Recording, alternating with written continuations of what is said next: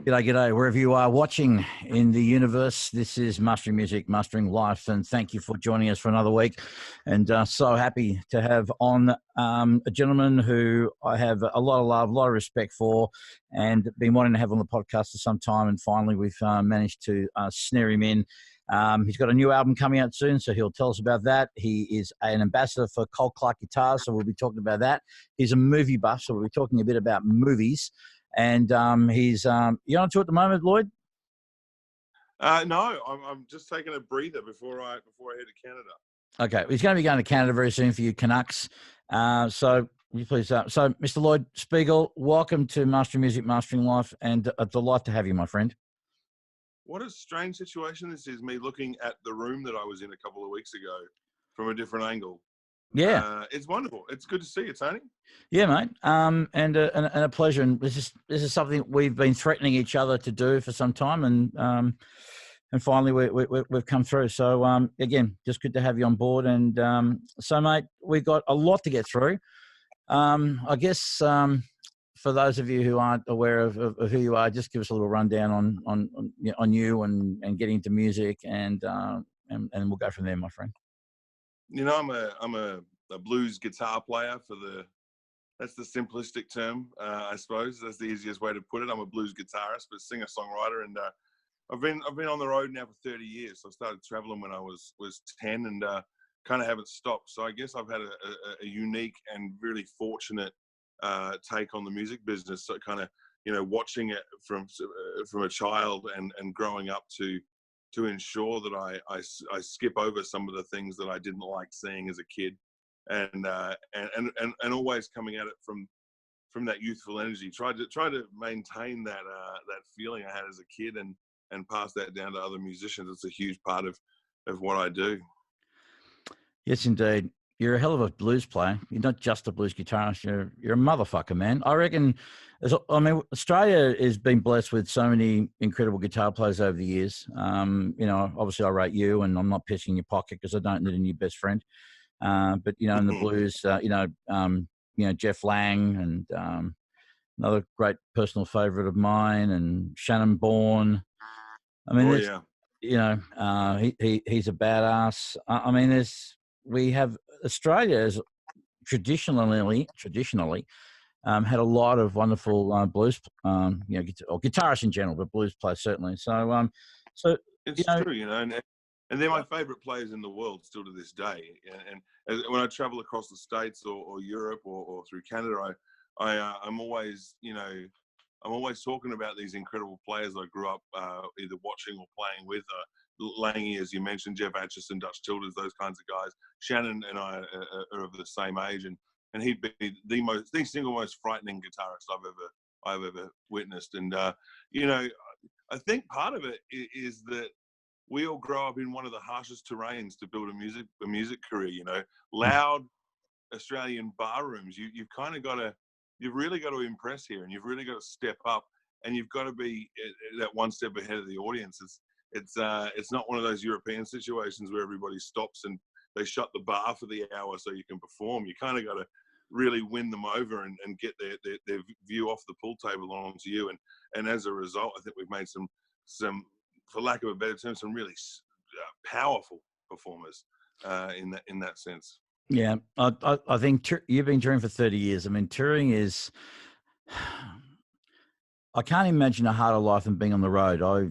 I admire those people that make a living off it, and obviously it can take its toll in many ways, shapes and forms. But I think in this country, in order for you to really test your mettle and build your perseverance and talent and skill and all that, you got to go on the road, and you got to be relentless with it. And in this country too, you know, it's a big country, and the capital cities have a lot of distance between them. But we're fortunate though that we've got lots of great little towns, and you know, and that's where you're going to cut your teeth, right? The smaller audiences, and typically they're harder, right, to play to. Wouldn't you think? Oh, absolutely. And you know, I get a lot of young musicians that I mentor, and they come to the house and they'll stay for a week, and we'll talk about touring, and they all want to focus on those major city shows, and I understand that. But you're right, the hardest places to play and some of the best gigs in the country are those small towns. There is that unique Australian experience of playing a pub and staying upstairs and kind of, you know, picking your gear up in the morning while the cleaner's there. It's and you know, you've got to really win an audience over in those situations. They're not there necessarily to hear the music, and that's where you get your real fans from. You really start to, once you know, you're actually there, I guess, to sell beer to start with, but you end up being a bit of a social worker and getting in there and really getting under their skin until you become a regular in that venue. And I used to tour up and down the East Coast 8, 9, 10 weeks at a time as a 17, 18-year-old kid. And I've still got lifelong friends and fans through that, simply because, you know, I just wouldn't take no for an answer. And I just kept, you know, trying to belt the fuck out of it in those places. And it's hard and it's grueling and it's sometimes unrewarding, but it definitely makes you appreciate just what hunger is and just what performing is. You really got to learn to win a crowd, and there's no sense stepping straight into a theater without that kind of experience under your belt. Couldn't agree anymore. I was going to ask you, not ask you, but make a comment and see what you think. One of the things that I hear from a lot of people that tour a lot and go out into the regional areas is there's a different level of appreciation that is shown to artists that go there, irrespective of whether they're a DJ or a hip hop act or a blues act. Because for the most part, especially we're talking the much, much smaller rural centers, you know, where there's only maybe 1,000 or just over 1,000 or thereabouts, even less. They don't get a lot of people coming from outside into the township.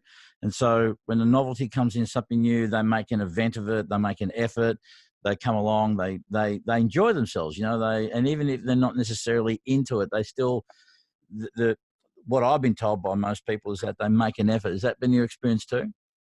Yeah, absolutely. And, you know, you'll often, there's a lot of country town gigs now that I play where, like, one of the locals will have dinner prepared for you before you arrive, or lunch for the next day. They'll pack it up for you and things like that. That kind of hospitality that you get in regional areas all over. But definitely there's a lack of music coming through. And so when you make a point to go through those areas and stop and play, they really do appreciate it. We definitely need more of it. In fact, there should be a bit more encouragement for artists to be touring out in those areas, because, you know, this is the core Australian market that so many people miss, and they really, you know, they quite often will just you pour on the hospitality and be very appreciative. I mean, let's face it, even national Australian tours these days quite often don't cover every major city, let alone regional hub, let alone those small areas, you know. And some of my best tours have been stopping every 3 hours rather than every 8. Yeah. Do you think it comes down just to money, logistics and money and costs involved to do all these, to cover so many places? Well, I think so. I mean, I guess a lot of regional areas probably, you know, at first would struggle to get people out to pay for a ticket to see live music, and where it's been cultivated, it really does work. There's a bunch of areas where, you know, with like blues artists, every blues artist in the country stops there because it's been cultivated over many years. So I think it takes an agreement amongst the management of the artists and the managements of the venues that we're all on the same team, and we have to work together to really, you know, it's about cultivating that live music energy in that town, and I think towns are much better for it. You know, and let's face it, regional areas have always bred the best musicians anyway. So, you know, we may as well just go straight there and get on with it. Tell me, when did you first go overseas? And because you go overseas quite a lot these days, so what was your first tour, and how'd you find the experience of going overseas? And a lot of Australians go to Canada. There seems to be a real affinity with Australians and Canadians. What was your experience like over there, especially when you started out, and how's it built, and what's it like these days for you? I'm about to head on my 4th tour there. I wasn't interested in Canada, to be honest. I was in Europe. I was touring Europe. I was touring in the States and in Japan and New Zealand, and I kind of, you know, was approaching 40 and didn't really want to start off, you know, brand spanking new in another place. I didn't want to build another area, and I got invited over to this showcase in Canada and just fell in love with the place. And you know, there is a real connection between Australians and Canadians. Part of it is that the sense of humor is so similar, and storytelling and humor is an enormous part of my show. And that they've got that ability to lean into their own cliches and have a good laugh at themselves, which Australians are also so good at. So the sense of humor doesn't need to change at all. Whereas I go to Japan, my jokes have to be very different. Whereas you tour to New Zealand or Canada, it's exactly the same. Americans don't have that kind of larrikin kind of attitude and self-deprecating, taking the piss. Yeah, they don't do that so much. So the Canadians really went for it, and of course, you know, they border the US, so there's no sense in me explaining what blues music is. Canada understands it completely, probably more so than most other places in the world. They've got a real connection there. And because of that European and Scottish and Irish influence, you know, acoustic music is very important and art and culture is very important. So for me, it was like I was the prodigal fucking son. I arrived there feeling like I'd found my people, you know, on, you know, all that way over there. And I'm just having an absolute blast. I've been touring overseas since I was 16, and never before have I arrived somewhere and so instantly connected with my audience. So this is crazy. So, you know, I went pretty much straight into theatre shows there, whereas, you know, there was everywhere else you'd have to build up, play in the local little acoustic halls, which nothing wrong with that. I mean, you've got to be completely insane to tour in Canada anyway, like you would to be touring in Australia. That long distance, small population, enormous distance, a lot of nothing between shows, but some of the most beautiful places in the world. When I want my break, I go to Europe for a tour because there's only 35 kilometers between every gig. Yeah. What's where do you find is the best market for you right now in terms of your touring? Is there any place in particular that seems to be very responsive or more responsive to you in the shows? Look, the east coast of Canada, Nova Scotia, New Brunswick, has been just amazing. That they're just working with Cole Clark, I know that area actually buys more acoustic guitars than any place in the world. Wow. So the storytelling and acoustic music tradition there is really strong. But actually, to be honest with you, Australia is going really well for me now. And I was touring a lot overseas because I felt really lost at home, and I felt like I was either late or early for a party, and there was nothing really going on. And it's been incredible the last 5 years that, you know, everything's sort of bled into the next thing. And you know, I've done 4 albums in 5 years, and each one has just nudged me forward a little bit at home. And I'm finding now that I'm able to put on an Australian tour and really, you know, sell a lot of seats and get a lot of airplay. And maybe that's part of going overseas. Maybe, you know, I got told years ago that if I went overseas and just sat around shoving berries up my nose for 2 years and came home, I'd be a hero, just for being somewhere else. And that's definitely true of a lot of you know, Australian fans, I suppose. But I've just found him really at home and embraced here, which is a wonderful feeling, because I always assumed that I was going to have to go overseas. And the truth is, I do go overseas because I love it and it's fun, but Australia is actually sustaining me, and that's something I'm very appreciative of. I think also, I know growing up, Australia had a real inferiority complex around music, about everything. And look, even myself as a young kid, when I finished school and I wanted straight away, well, first thing I said, I'm going to go to New York. I'm just going to go overseas. You know, and that was with no disrespect to what was happening here, but I pretty much bypassed it. And because I thought, well, I'm going to go to America because I want to go over there because they're the records I listen to. And I think everybody just thought anything that came from England or America just automatically had to be better. And my experience over time, and, you know, led me now to this point where, and I've been at this point for quite some time now, and that is that we are as good, if not better, pound for pound, than anyone on the planet. And again, with no disrespect to anyone or any other artists or to Americans or to the Brits or the Europeans, but I think that what I've found over the years is, as I've, you know, taken several trips, the Americans in particular have a real respect for us, for our work ethic, and the fact that when they see what we're able to produce with the budgets and the lack of resources, just how resourceful we are and how hardworking we are, that over the years, I think people have really respected us a great deal. And now I see a situation where so much more confidence in Australian artists when it comes to, we can stand on our own 2 feet and we can match it with anyone, irrespective of how much money you're throwing behind yourselves. Speaking from a guitar player's point of view, we know that Australian guitar players are world renowned, and from a blues player's point of view, well, the International Blues Competition every year in Memphis hosts some of the best players on the planet to compete, which I actually steer clear of because I'm fundamentally against competing. But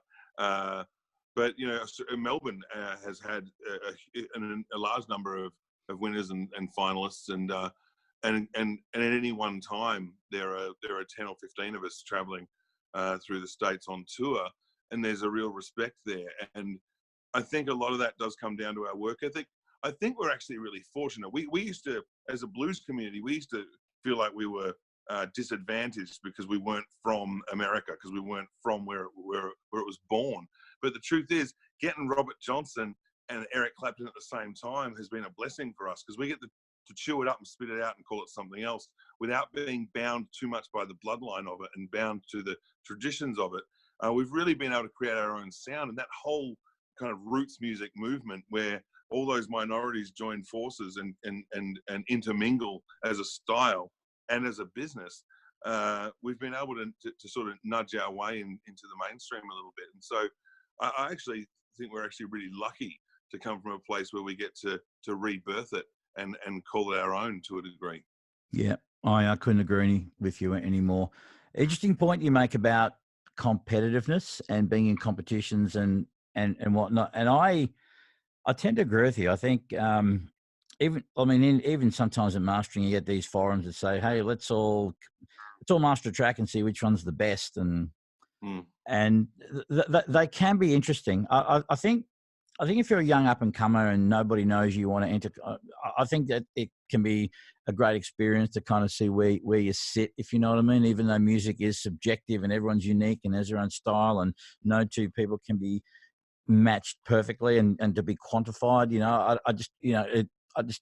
I guess people could fundamentally agree that he's a great player, a great singer, or whatnot. But the whole competitive thing for me is the same, Lloyd. I'm personally not a huge fan of it, and I think it also opens you up to unwilling to politics and all kinds of other bullshit. And I think you're going to agree with me here, and that is that I prefer to be more working as a contributor and cooperating within something, as opposed to trying to compete. And especially when you're kind of doing your own thing and you're happy in your own life, and it's like there's no point to prove, Well, there's not a lot that can be gained as a musician from trying to fit into a criteria.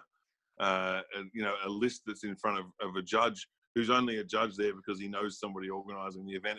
And especially in an art form like rhythm and blues, where it's entirely based on emotion and feel, and it's nobody's right to tell you that you're doing it right or wrong.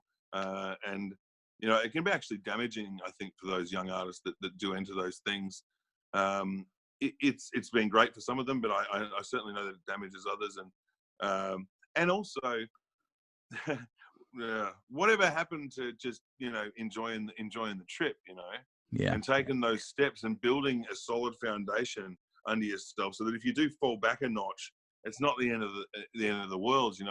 I worry a lot when I watch the TV shows, especially with these things, where I think, well, what happens to these kids if it all falls apart, and they haven't got that business knowledge and that those country town pubs, they haven't got that experience to kind of prop them back up. So I kind of steer clear of the whole thing, and guitar players. I was just at the Melbourne Guitar Show this week, and Jesus, it's just a never-ending competition to see who can play the loudest and the fastest, and I think I'm tired of it. Yeah, I don't blame you. I don't blame you at all on that one. It's interesting you mentioned about how young artists can be really crushed and can have their spirit crushed with, particularly if they don't do well or they bomb out in competition, and especially when it's done in a very public forum. And you tend to mentor a lot of kids. I get a lot of kids who ask me, I've had an opportunity to go and audition for a TV show. Is that something you get asked a lot? And if you do, you have any particular views around that? Look, I have had several come to me that have said that, and some have done it and some haven't. I try not to advise them either way. I think it's their decision to make. I tend to just explain to them that if you go along with this, just be completely aware of what you're signing up for. Be entirely aware of what the contract says and weigh up, how long do they have you for, and what really do you need to do? Because if it's going to change the core of who you are as an artist, then I would not be interested in such a thing. At the same time, I think that it's got to be their choice to make. It's always hard. I mean, it's like your own kids. You just try and steer them as best you can, but ultimately you got to let them make their own decisions. Otherwise, you're not doing them any favors. Yeah, yeah. I like you. I'm not one who really wants to tell them what to do and what not to do. Again, it's just cautionary. I think that I used to telling people, the best way to get your foot in the door is to build your own door and put your own foot through it. The best thing you can ever do is just sit and put the time in practicing on your craft, fostering relationships, and going out there and doing as much of it on your own. It's harder, it's longer, it's tougher.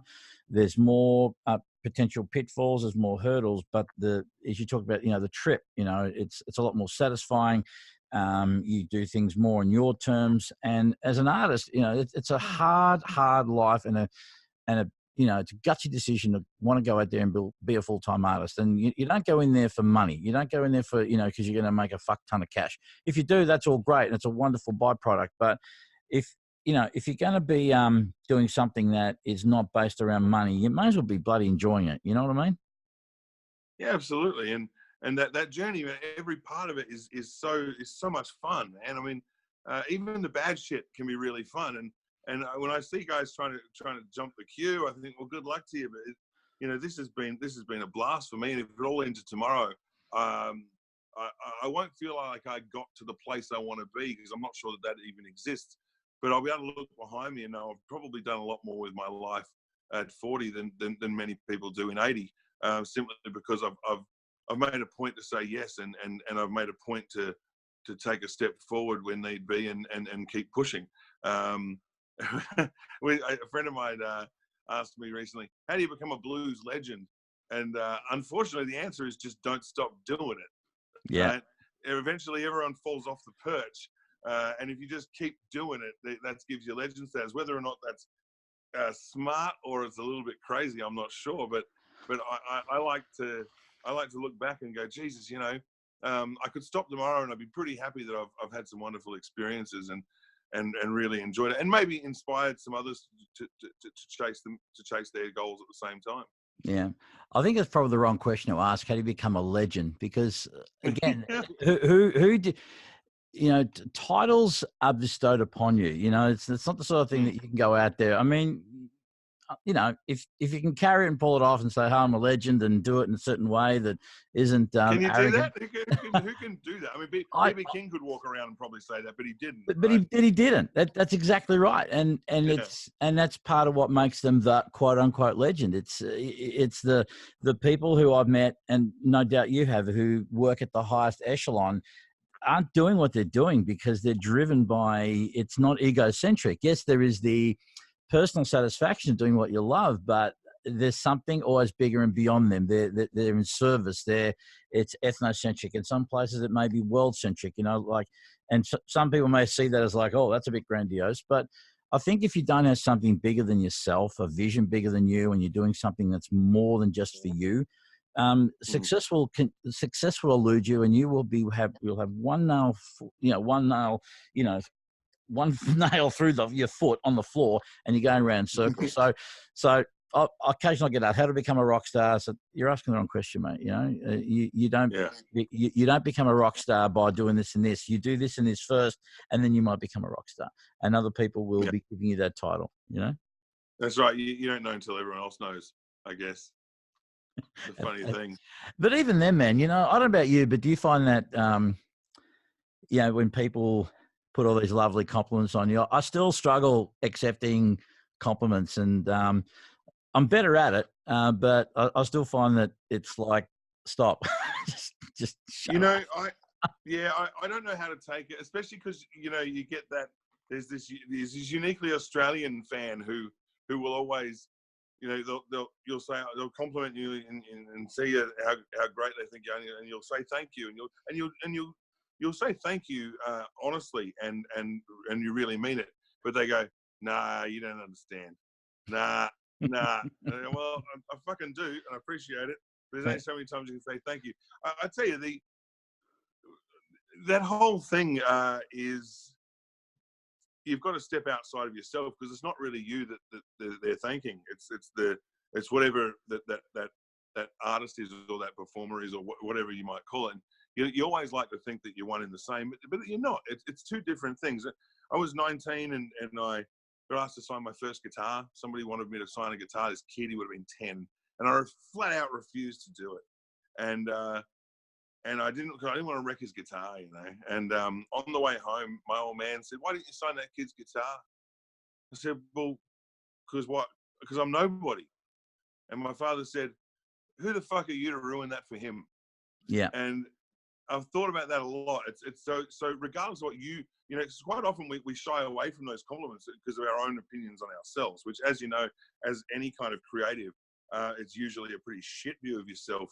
You have it's crippling self-doubt and all that sort of stuff. So who are you to ruin that for him? This kid thinks one thing, then you've got to allow that to happen. And so you've got to learn to be gracious in those moments, no matter how awkward it can get. Yeah, no, I completely. And you make a good point before about what they're thanking, who they're thanking. It's because it's something I've been saying a lot, and I'll say it again. No doubt I'll keep saying, because I believe this to be a real truth, which is that character is who you are, and reputation is what people think you are.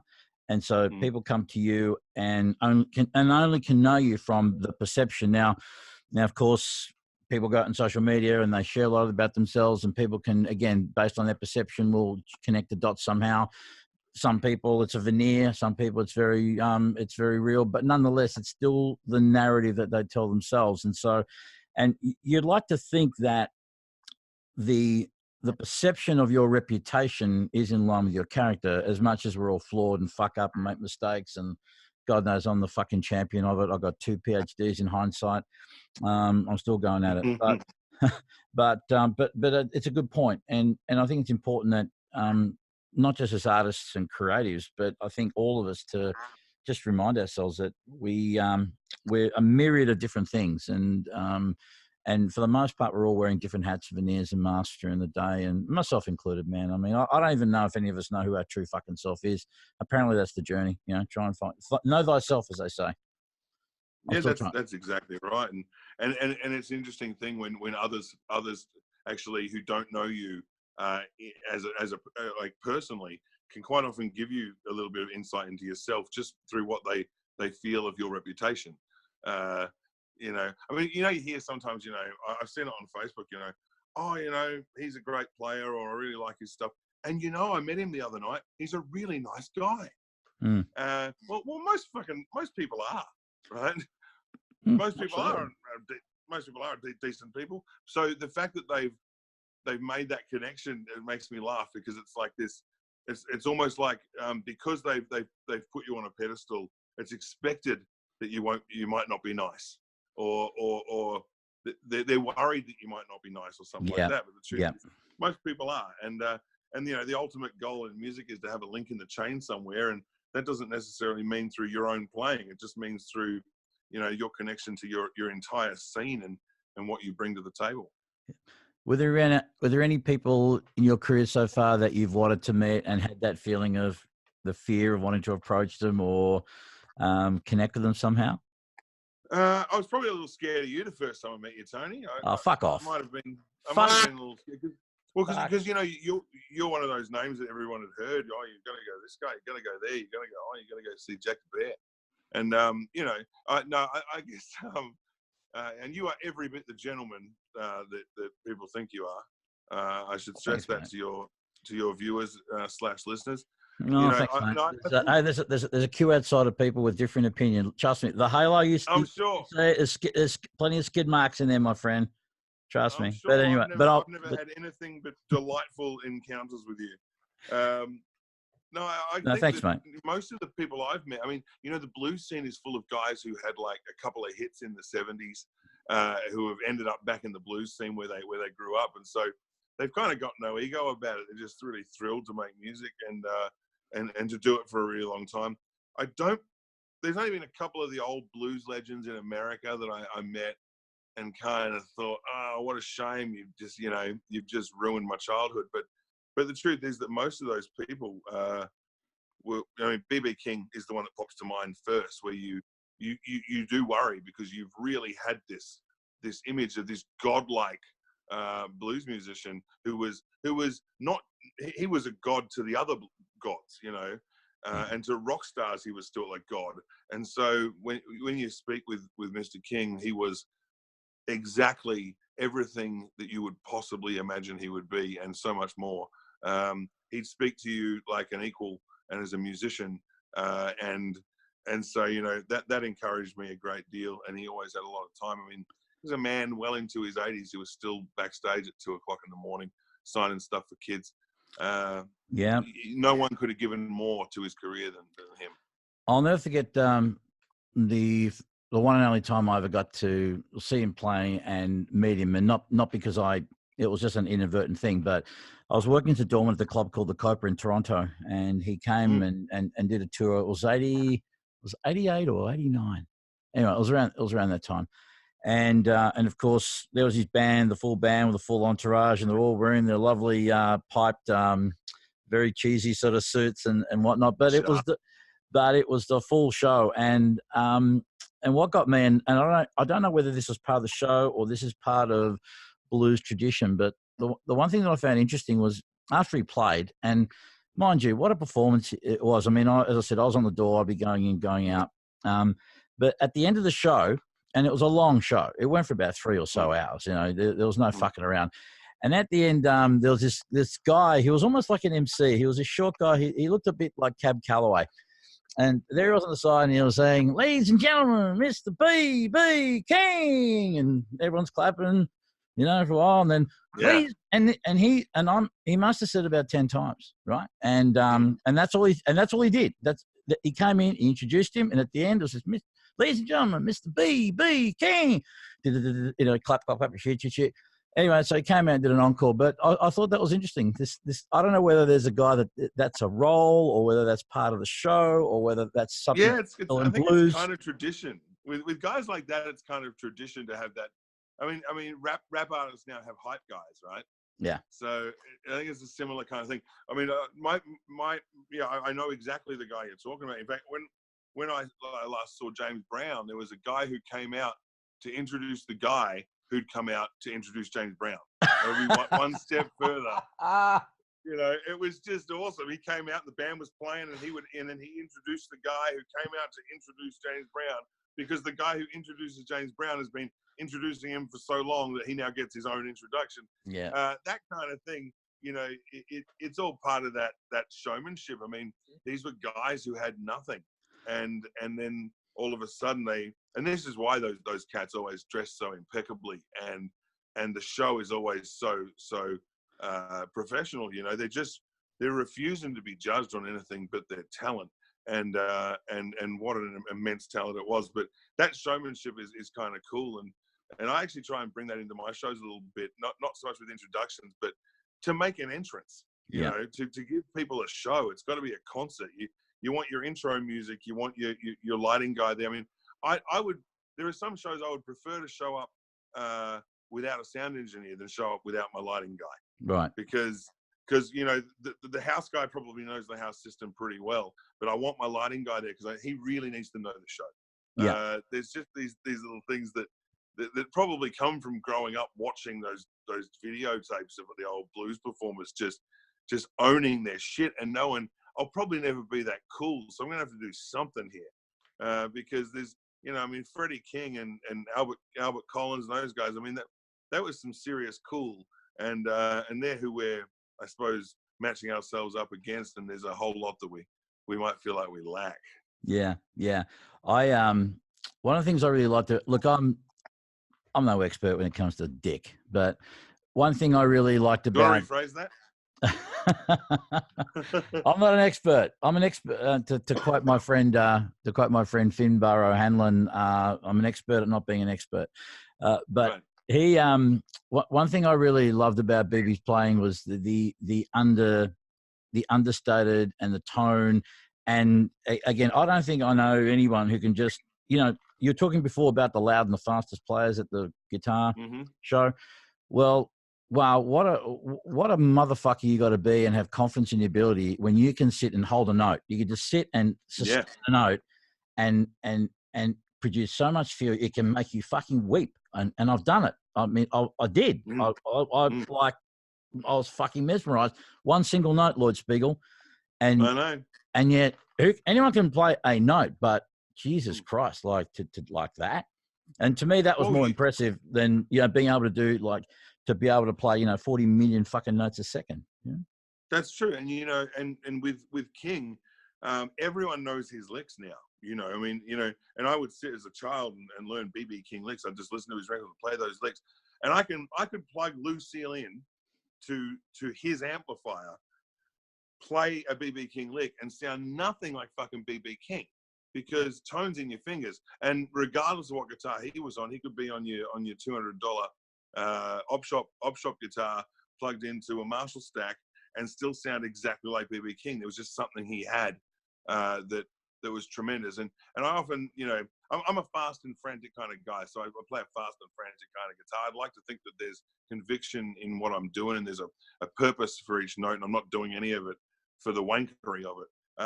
But I often say to guitarists, if you don't know why BB King is one of the greatest guitarists that ever walked the earth, then you're never going to get it. Yeah. And dare I say, the reason I do what I do is because I can't do that. Yeah. Well, you do your own thing. I think that's the other thing. I think, and this comes back to the whole pedestal thing. It's great to admire people for their skill set and for their achievements and everything that they do. That's great, and to aspire towards that. But the thing is that you're never going to replicate that, because everyone's a unique expression of life. Everyone does their own thing, and ideally, it's great to be inspired, but it's also great to be able to run your own race and do your own thing and celebrate your own uniqueness. And perhaps maybe you will become that artist that someone else will see. And I hate the term look up to, but look up to, and perhaps go, I'd love to be able to play all that one day, or I'd love to be able to do play these kind of gigs or do this kind of stuff. And like I was saying about having a link in the chain of the evolution of your genre or your instrument, I think the thing we've got to remember about the players we love the most is that who it is 2 bars in. And so the aim is never to replicate it, but always to use that to inspire you to find your own way of doing it. And that amazes me to this day, that I'll go to a blues festival and still hear the same blues scale played 400 different ways, and completely unique and they're still coming up with new ways to use it. I really am encouraged by that, and I'm really interested in just how that occurs, because you kind of would have thought they'd run out by now. Lloyd, one of the things that always struck me about you, I mean, amongst one of many, but one particular thing that really struck me and still has, because I've known you for a long time now, is your consistent, happy disposition and positive attitude. Now, notwithstanding challenges and whatnot, but what is it that you attribute your general sense of just being more on the positive ledger of life than on the negative ledger, which a lot of people tend to, live in and wallow in? I think that when you leave Earth, you want to know you've given a good fucking nudge. I say that to myself a lot, and I often talk about my job being in social work. I don't know this audience. I don't know these people. But it's ultimately, there's no delusions of grandeur about music. I'm not changing the world with what I'm doing. I'm changing people with what I'm doing, one at a time. So, I feel like I'm extremely lucky to make that connection. The thing that keeps me happy and keeps me on the road is that I've never shut the backstage door. And I think that's an enormous mistake that a lot of people make when they reach a point where they're filling decent sized rooms. They stop communicating with their audience off of the stage. So, I really enjoy meeting people, and talking to those people and seeing the effect that what I've done has had on their night, because otherwise there's not a lot of point getting back in the bus. So I think that a lot of musicians kind of isolate themselves a little way. Oh, we've got to be hard to see because we're getting popular here, so we've got to make sure that it's harder for people to get to us. Well, people getting to you is actually the way that they really connect to your music and become part of your team. So I feel like I've just got this enormous family everywhere I go. And certainly starting so young, I've kept a little bit of that energy with me. That, I remember playing my first festival. It was at the old Palace in St Kilda. Mm-hmm. And they said, right, you guys, I was in a band, we were all 13-year-old kids, and they said, you've got a 15-minute changeover. And I remember leaping off the backstage couch and saying, if we're set up in 10 minutes, can we start early? Can we play 5 more minutes? Yeah. Whereas of course now you go, we got time to duck out back, and there's that energy of being young that I've really tried hard to hang on to. But mostly it's that connection with people and saying yes to things, because you never know where you'll end up. You'll end up, hey, what time you leaving town tomorrow? I'll be in Picton, New Zealand. What time you leaving town tomorrow? 12 o'clock. I'll pick you up at 8. We'll go out on my fishing boat.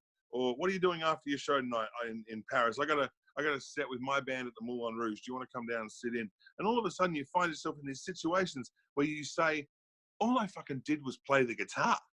And look where it's got me. I mean, you can, for all of the trials and all of how difficult the scene can be, you've got to sit back and go, shit, I'm seeing the whole world, and all I did was play the guitar. And people want to give back when they feel something. So if you shut that backstage door, you're never going to really reap the true rewards of what performing is about. You said that, so when you were younger, obviously you had a lot of mentors and maybe still do to this day.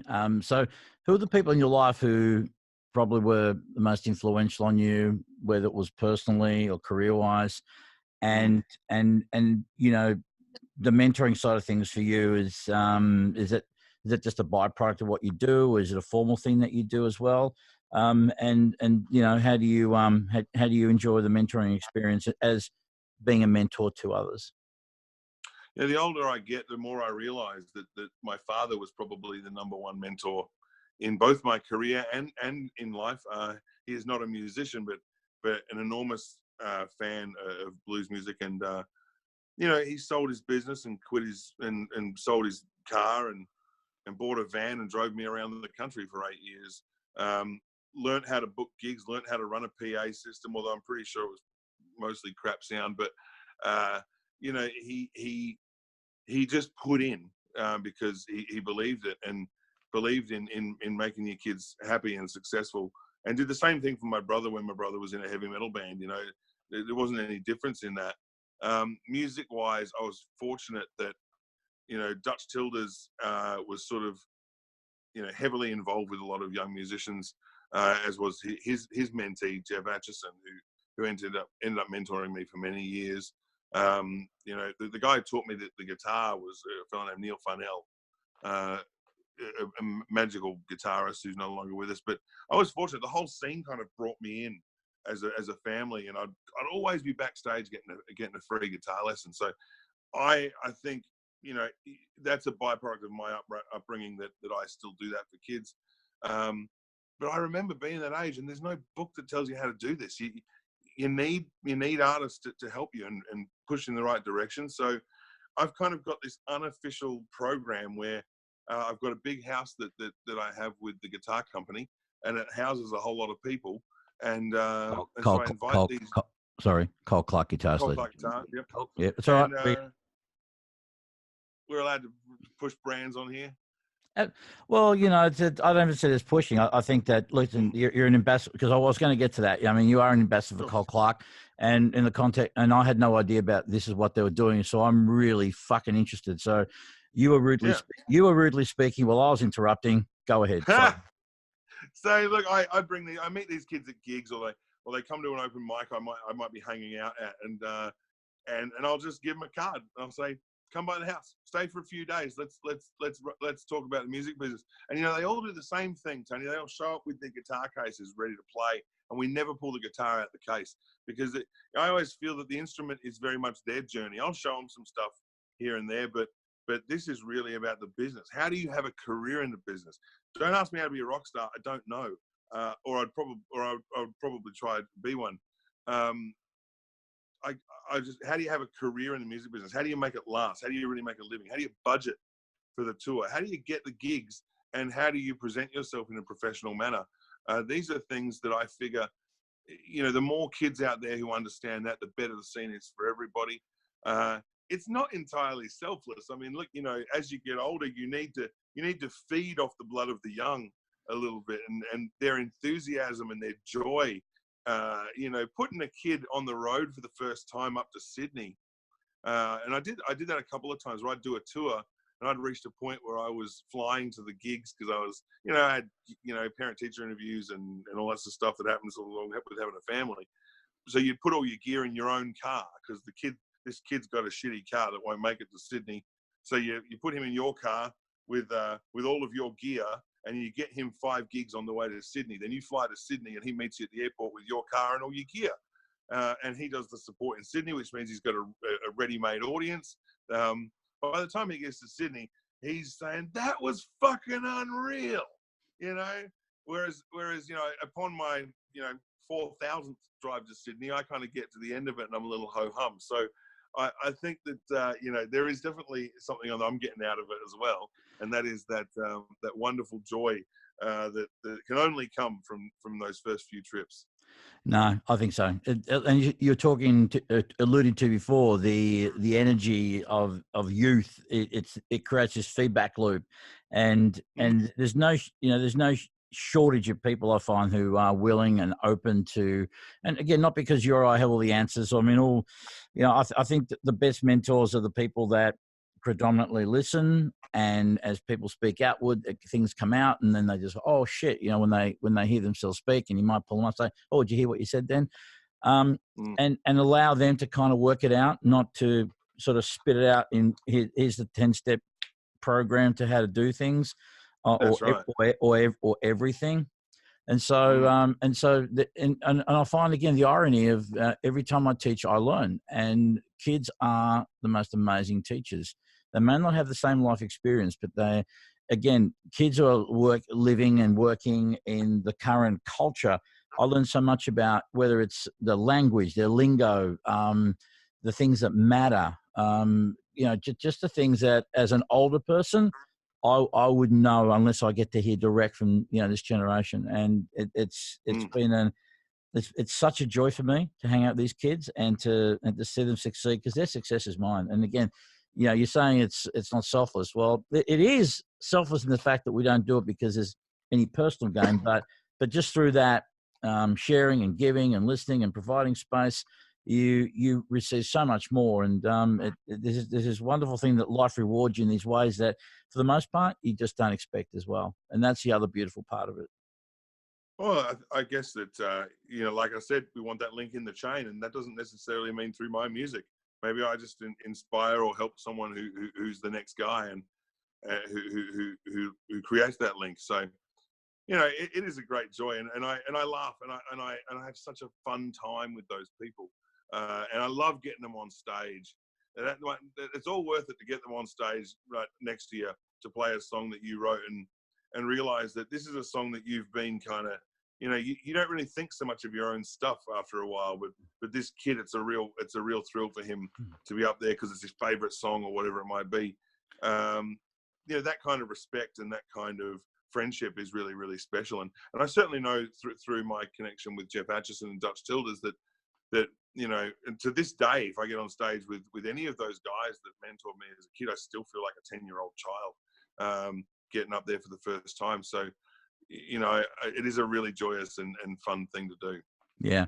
Actually, speaking of writing songs and helping kids create songs and whatever, have you had much to do with the Melbourne Rock Academy with Alan Long? Have you done anything with those guys at all?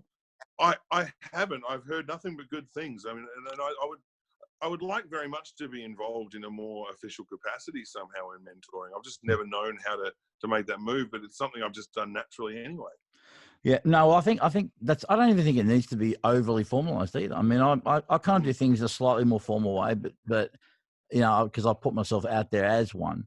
But I think we're mentoring all the time. You know, I think in little ways, even realizing it. But I will hook you up with Alan Long. Alan's just salt of the earth, absolute superstar. Phil Sobrano is an ambassador out there, does a lot of work, and my other mate Finbar Hanlon is also just incredible guitar player and just a super duper human being. And again, school holidays, they do these programs, they help these kids, they mentor them, they put them through a writing program, and then they do their own gig at the end of the school holidays where, you know, so they got X amount of time to write a song, get it all together, boom, boom, boom, you know, no fucking about. So it's very real world. Obviously it's, you know, they're pushed, but not pushed to the point where it doesn't become fun, but they get a taste of, listen, this is the fucking real world, and this is how it works. And sometimes you got to do it this way, and sometimes you got to do it that way, and then you got to know how to be a bit of a fucking MacGyver, and, you know, pull a rabbit out of your hat from time to time, etc., etc. So I'll hook you up with that along, mate. Later on today, I'll send it. I'll put a but after the podcast, I will talk to you about this Cole Clark guitar house thing, because I'll something that's came to my mind, but I'll raise it with you later. So you're an ambassador for Cole Clark. How did that relationship begin? How tell us a little bit about where Cole Clark are, what they're doing, anything particularly new and what's new and exciting? Because, you know, before you talked about brand pushing. It's I don't see it as a gratuitous thing. I mean, I'm here to, I want to support Australian companies that are doing fantastic things. Yeah. I can't imagine that you'd be with them and haven't been with them for a long time unless you didn't feel they were credible and a company with integrity and with great products and lots of boxes. So fucking go for it, mate. Let's sing the pros of Cole. You know, almost 20 years ago, I was invited down. This new company was starting up, and I'd never been happy with my acoustic pickups. I'd always felt that acoustic guitars quite often sound nice unplugged, but that doesn't mean shit to me because I plug in. And acoustic pickups are always this piezo-y, mid-rangey mess. And so I was invited down to meet with Adam Cole and Brad Clark, who had just started Cole Clark Guitars, and they had this concept for a pickup. So they essentially used me as the guinea pig to build those guitars. And now, you know, like I said, nearly 20 years on, they're now in 27 countries around the world. They're doing about 5,000 guitars a year, made in Melbourne. So manufacturing in Australia, very difficult. Not exactly the retirement fund that I think my mother had dreamt of for me, but certainly a great joy knowing that we're building something in Australia, in a country where apparently we don't build things anymore. We are the most sustainable guitar company in the world, and this is one thing I've been pushing pretty hard, is that, if you can believe it, out of all the guitar companies on the planet, we are the only ones not using any endangered wood. Everything comes to us sustainably. We, you know, trees that have fallen on their own or had to come down for safety reasons, and really, for the guitarist listening, I'll say it this way: it's the only guitar company really that's been that started after acoustic pickups were all the rage. So rather than build a guitar and then whack a pickup, and we actually designed a pickup and designed a guitar around it. So it's a very different thing, and they're a plug-in tool. You know, I often say that they should be in the electric guitar section at guitar stores. They're made to plug in. Yeah. And you know, there's a real joy for me traveling the world, being the first connection that people have with these instruments. They're beautiful to look at. They're handing the player a blank canvas as far as the pickup's concerned. It's going to sound like your fingers. It's going to bring out those nuances and that tone in your hands, which is what a solo player is all about. So I've just been, you know, it's always been a side project for me, but it's definitely a labor of love, something that I put a lot of my passion into, because I really do get to hopefully make Australia sound better with these electronics that I help them work on. Yeah. And actually, let me show you something. Yeah, just so you can see that. On my camera. Just bear with me, Lloyd. Bear with me. All right.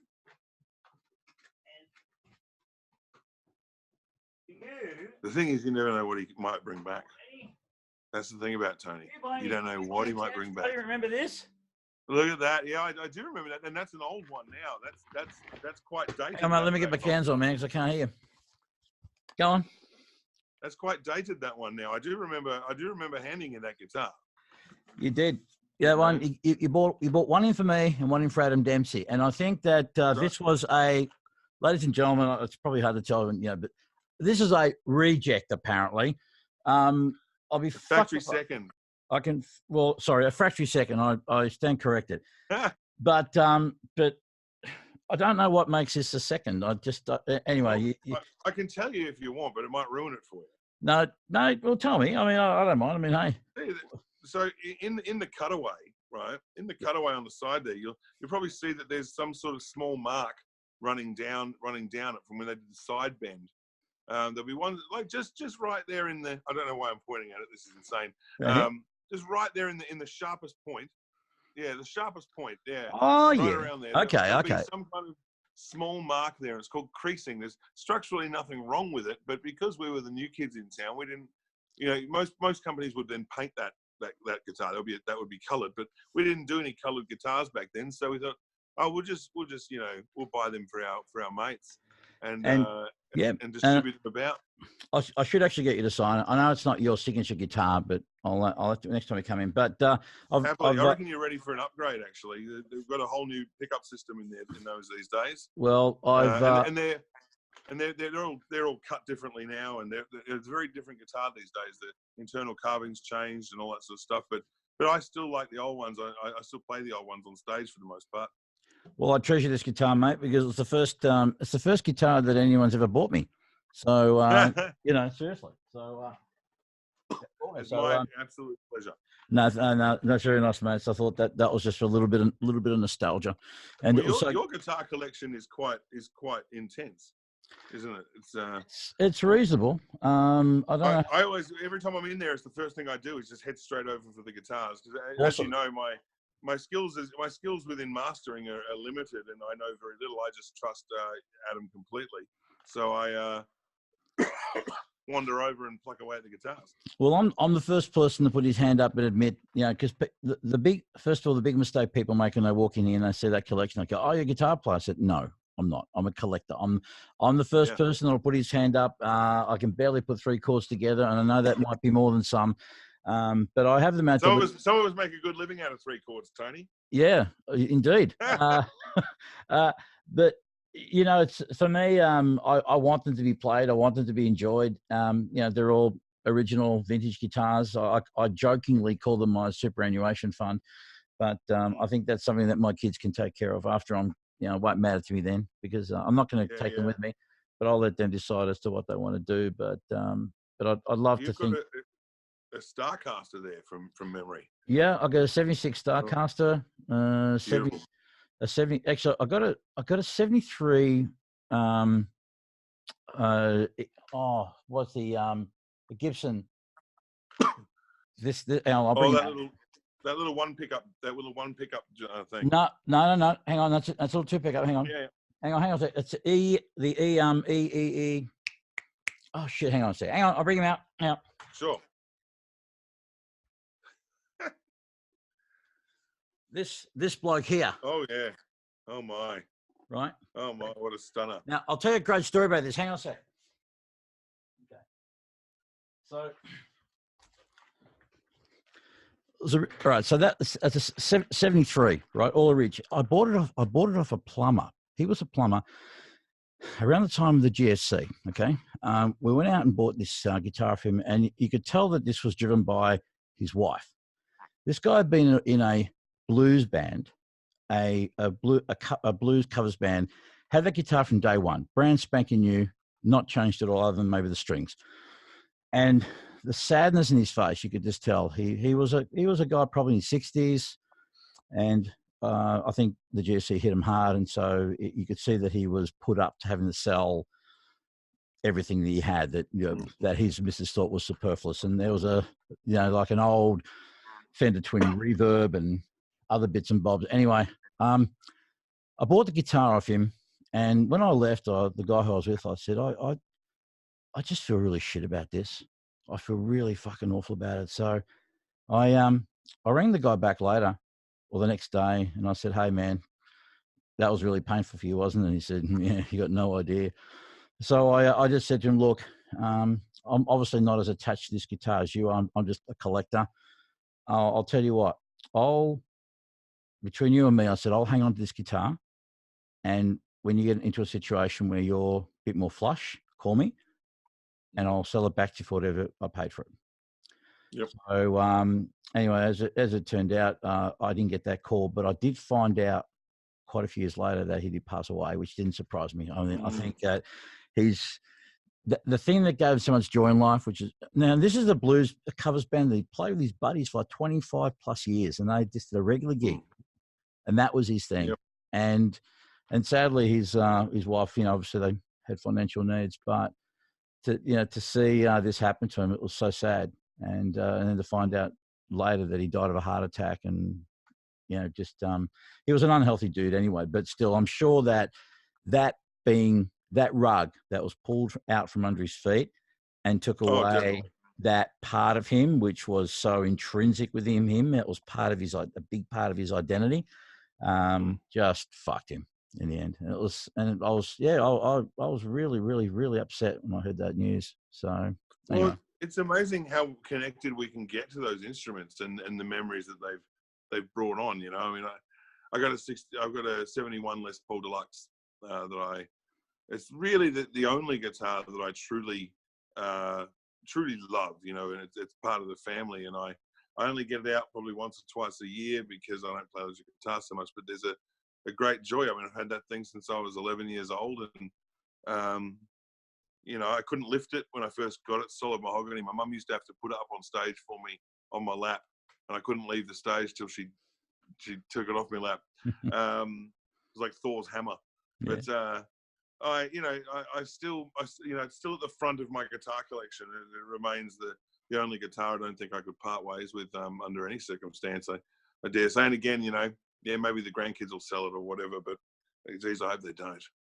It'll be forever to find the bloody thing. Now we just got 2 or 3 minutes left. So quickly, now speaking of that, segues into your son, who is on the cover of your new album because he's becoming a bit of a card magician. Yeah, doing some magic tricks. Yeah, that's awesome. Well, my son has decided to devote himself to musical theatre and all things that encompass entertainment. He loves to play, he loves to perform, he loves to dance, he loves to sing, he loves all that stuff. And yeah, I went to the Magic Castle in Hollywood, which is like the home of the Brotherhood of Magicians. Mm-hmm. And I was invited there by a magician friend it's this very exclusive club, and I bought my son a pack of bicycle playing cards there, and my friend sent me his book on magic, and that was it. My son was all about it. So now he's becoming a bit of a sleight of hand master, and so yeah, the front cover of the album is him doing this magic trick, which I think is kind of cool. I mean, I'd love to be able to do something like that. I think it's really important for the kids. I mean, he's 14, so he's finding a real passion in something, and if magic's one of those things, then I'm all for it. It's a lot of fun. So when's the album drop, Lloyd? So the announcement is now. So it's basically happening as we speak. The album actually drops in stores on the 3rd of September. So pre-sale pretty much starts now, and it's the third album in a sort of a trilogy. I did 3 in really quick succession, and without seeming like it was all that well thought out, because it wasn't. Listening back to it, I'm realizing that this is a much more positively framed album that kind of answers a lot of questions from the previous 2. So it definitely closes out a chapter. It'll be my last album for a little while. I'm going to take a little bit of a break from it and just sort of reassess and recreate. You just get back to challenging myself, and hopefully this album will answer some of those questions for the fans too. Being in it for so long, you've got fans who've been watching me since I was a kid, so I really want to give them the respect of not leaving things hanging. Yeah, beautiful. Well, mate, any final parting words for young hopefuls out there who want to get started, or who have started and they want to lift it up a notch. So what sort of pearls of wisdom can you leave us with, Lloyd? Treat every gig like it's the gig you want, not the one you're at. That's really important. And when it comes to playing your instrument, stop trying to learn it. We're trying to create a habit. It's like breathing or walking. It's not something you're going to learn in that. You don't have to sit there for 7 hours a day and play. You've got to sit in front of Netflix while binge watching Netflix. You need to sit and noodle and practice your guitar that way, because that's how to get it into your subconscious and really make it second nature. Because the habit is what makes the great players great. It's that they're not thinking too hard about it. Yeah, it's that flow thing, that doing it at that level of unconscious competence. That if you look at someone and they make it look so easy, you go, "Yep, I could do that." That level of mastery is what it's about. Yeah, absolutely. Absolutely. All right, man. Love you lots, man. You're awesome. Thank you so much for your time and availing yourself. And with the time restriction on the podcast, there's so much more stuff we could talk about, and no doubt we'll get you back. I will. Once I sign off, I want to talk to you a little bit about this Cole Clark thing and a mentoring thing. But mate, good luck with the album. No doubt it'll go fantastic for you, and the upcoming tour. I'm sure you'll smash it. And once again, mate, just thanks for being on the podcast. You've been a delight to host. My pleasure, mate. Thanks for the chat. No worries at all, mate. All the best to you. All right, and that is it. LLoyd Spiegel, our good friend, and just an absolute superstar and a gentleman beyond reproach. All right, I'm out of here. So thanks very much for those of you who have been subscribing to our channel on YouTube, where you can check us out on iTunes as well. Special thanks to Neil Tilbury, who always helps me put together the post-production bits and pieces and lighting and all the stuff that helps me look better than I really am. I love you fuckers. Have yourselves a good one. As always, say please be nice to each other, but more importantly, be nice to yourselves. And we'll just say that this particular episode was brought to you by Cole Clark Guitars. Cole Clark Guitars. Go out there and get those fucking guitars. Support Australian companies. All right, I'm out of here. Thanks, everyone. Ciao. And that, my friend, is the podcast. That's fucking great, man. It was awesome. You're and awesome. Look at that. Just in fucking time, too, because my phone's about to die. I'm just going to head in and plug it in. How about that?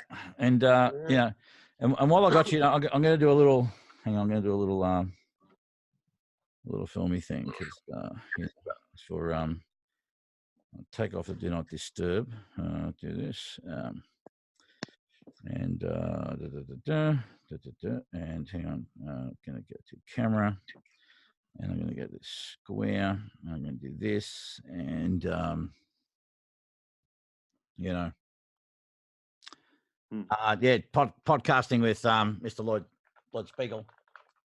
You there, Lloyd? G'day. There you go. Good podcast. Be dropping in a couple of weeks. So we talked about all kinds of stuff. It was fun. It was fun. It was real. It was real. It was a ripper. It was a ripper. It was fucking great. It was fucking good. Watch it. Oh, hang on. I didn't. Oh, I thought I did video. Hang on. All right. Now we're okay. So, all right. So, just finished doing a podcast with LLoyd Spiegel, as you can see over here. Now, you're not going to be able to hear him because he's G'day all. There he is. You're not going to hear him, but we had a fantastic podcast. It was a lot of fun. We talked about lots of different things, including LLoyd's journey, his relationship with Cole Clark Guitars, about blues players, BB King, mentoring, helping kids out, touring, all kinds of wonderful stuff. So that should be on in a couple of weeks. So it was a good chat. All right, see you guys. Okay, so I'll put that up on Instagram in a couple of weeks, leading up to. So, buddy, as soon as you talked about this Cole Clark thing in the house, my ears pricked up, because I'm always trying to find, look for opportunities, create opportunities where I can help out and do things. And so, I don't know, man, maybe even look at if we could, I don't know how those guys are around that kind of space, if they were interested in trying to put something together and, where you know, again, I'm not going to put my hand out and say I want money. You know, if these guys have got resources that we can use, I just want to go down there and do a talk, or we do a collaborative kind of thing, and maybe get some two or three other people. Whether, you know, I mean, obviously, if they're Cole Clark associated, you know, even better. Sure. But do you? I mean, I have no issue with calling people directly. But is that something that you want to bring up to them maybe first? Yeah, absolutely. Yeah, absolutely. I mean, I mean, I've always wanted to do. I've always wanted them to be more involved in stuff that I've been doing with these kids. But to be able to do something on a group level would be really great. The biggest problem that they've got is finances. That's the biggest issue they got. Like I said, manufacturing in Australia very hard, and the guitar is expensive. So what we're doing is we're actually the company's bringing another company in as well now. So they've also got Baton Rouge, which is a more beginner brand of guitar, but still like pro quality plug-in guitar. It's not a high end guitar. So because we've got that company now, well, they don't own it, but they just distribute it in Australia. It means that they're actually able to connect with younger players who aren't yet ready to go onto that Cole Clark players list. So here's my thing. I think is I want to do it because I just want to love to do it. Now, you know, I don't believe that I can approach anyone unless I've got something of value to bring. So I just want to bring my, you know, speaking and think, but we can maybe, again, it's like you're saying, maybe we can, I hate using the word selling and pitching, but we do something that is founded in and rooted in and really about contributing to the young kids in the community, right? Now, while we're doing that, if we can also bring the value the value is, hey, there's a potential captive audience of young kids, like you alluded to with this Baton Rouge, you know, great. And if it works well and there's money coming in and there's some, then that's something we can, you know, look at. But for me, it's right now, for me, it's just about, I want to do something great. I want to have more time out there in front of audiences, whether they're small or large or whatever. Yeah. But also, you know, look at how can I help to bring some value, do something that's going to help them, right? Because I know that when I help others, then their success becomes mine. And the way that the world works, it's very nonlinear. You know, any karma, if you will, is not going to necessarily come from Cole Clark. It usually comes from places we least expect. Anyway, it's not even a big part of the thought process as much as it's about, let's fucking do something good. Let's do it from, let's do it with intention, with good intention, and also do it from, you know, in the time and place and space that we have available from our overflow, you know, so there's no, oh, fuck, I did this and I didn't get that. Like, it's not about that. Like, we'll do it on our terms. So when we have the time, when we have the energy, when the stars line up, and we fucking do it, man.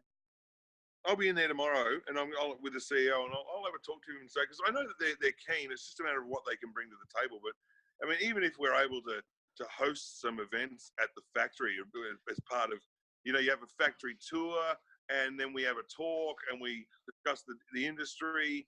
You know, I mean, that'd be, and then we go up into the Dandenongs, it's only 10 minutes away, and put on a small, you know, clinic or workshop or whatever. Yeah. And you know what? And we can get some of the local people to fucking put up, the local butcher can put up some snags, and, you know, and we make a day of it, and we make it, and we give the kids a great experience, man. And we give them an opportunity to fucking give them a little success experience where someone's giving a shit and fuck about them and where they're at and what they want to do, you know, and where we're relatable. And if we can do it, particularly if they're from underprivileged, even better. But nonetheless, you know, just for fucking kids, man. And yes, and of course they potentially can become clients of, you know, buyers and players of the Baton Rouge, and who knows? But I mean, there needs to be a business. Sorry, there needs to be some business. You know, like I said, I'm not as altruistic as I am. I'm also a realist. So, you know, there's no good us going to sit down with them with an idea or a concept unless there's got to be something in it for them. And I understand that. So, you know, but anyway, I'll shut up now. No, I don't know so much. I mean, I don't think there has to be something in it for them. It's just got to, I mean, even if it's just brand recognition for them, I think that'd be fine. But what I do know is that every time I meet a young musician whose dad says, "Can I bring my son over for a lesson?" I say, how about you come to the Cole Clark factory? We'll have a lesson there, and I'll give you a tour. And it just adds so much more to their day, you know. Yeah. So we could do that on a large scale. Even if we had 15 or 20 kids through for the day, we could actually do the whole thing at the factory, and it would be really quite an enjoyable experience. Yeah, Plus, man. all the machines are cool, and it's a cool place, So Yeah, man. yeah, I'm I'll take the CEO tomorrow, mate, and see what we can brainstorm. all right. Sounds good. I'll touch base with you later in the afternoon, and if there's anything worth reporting, let me know. And if they want to meet me, I'd love to come out and say hello and whatnot. And I'll just consider it just one eye and potentially an eye in the fire. Anyway, love you, man. You're awesome. I'm out of here. Mate. Have yourself a good one. Take care of yourself. Thanks for being such a fucking great guest, man. It's been a real